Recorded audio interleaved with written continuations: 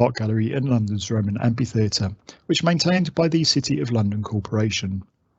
And today I'm giving another short talk on an amazing class of artefacts, Roman hairpins. These small artefacts were an essential accessory for the well-to-do lady about town almost 2,000 years ago. And that's because elite Roman ladies favoured very elaborate hairstyles. Only they had the time and resources to create these complex coiffures. It was a means of helping to distinguish them from the masses. And playing an important role in maintaining these hairstyles was the humble hairpin.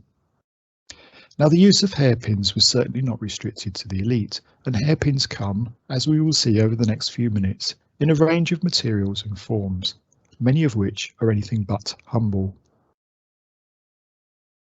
So, starting at the top of the range, here we have a gold example. This, like most of those that we will be looking at, is now in the British Museum. Measuring just over 12 centimetres long, the finial is decorated with a lotus flower. In the image to the right, we can see how these hairpins were used. Here we have a portrait of a Roman lady on wood, painted in encaustic or wax, that was once attached to the front of an Egyptian mummy. This elegant lady is dressed in fine clothes and adorned with expensive jewellery. And you might just be able to see at the top of her elaborate hairstyles the finial of a gold pin, similar to the one on the left. The next three examples would have been slightly less expensive, but they are nevertheless beautifully decorated. All three were found in Roman London.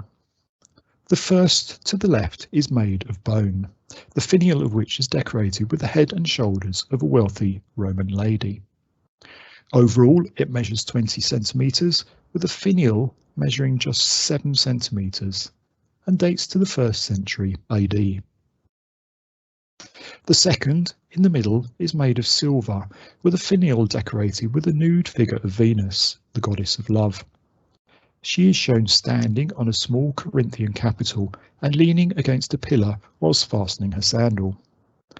It was an image that many Romans would have recognised, one found in marble statues and on frescoes from Pompeii and Herculaneum.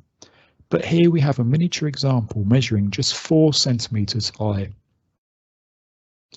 The third figure, to the right, is another example carved from bone. This time we have an exquisitely fashioned figure of Fortuna, the goddess of chance. On her left she holds a cornucopia, or horn of plenty, that is usually shown overflowing with fruit. This characterises her as the giver of abundance. On her right is a rudder, it's a little hard to see here, that represents her control over destinies. Once again, we have a depiction of a goddess in miniature, but with all the attributes we would normally expect to see on larger images. Some of these examples may have been produced in Roman Britain. This last example definitely was. This is made of jet and was found in Lincoln. Jet consists of a decomposed driftwood that has been subject to heat and pressure over thousands of years. It was found in several places around the Roman world, but Britain was known for the quality of its jet. This was sourced on the coast at Whitby, about 45 miles northeast of York. Jet was easy to work, but also took a good polish. Many examples have been found in York, including debris from the production process.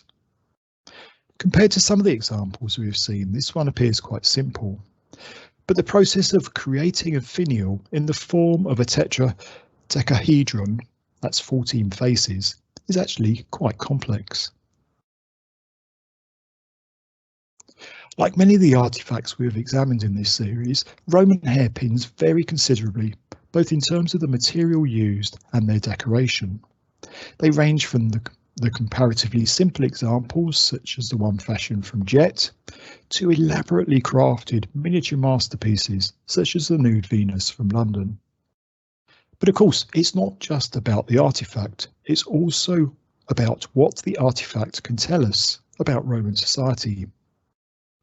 Hairpins made of glass, metal and bone were found during the excavations at London's Roman Amphitheatre, including the one pictured here that's made of bone, with a finial decorated with the bust of Minerva.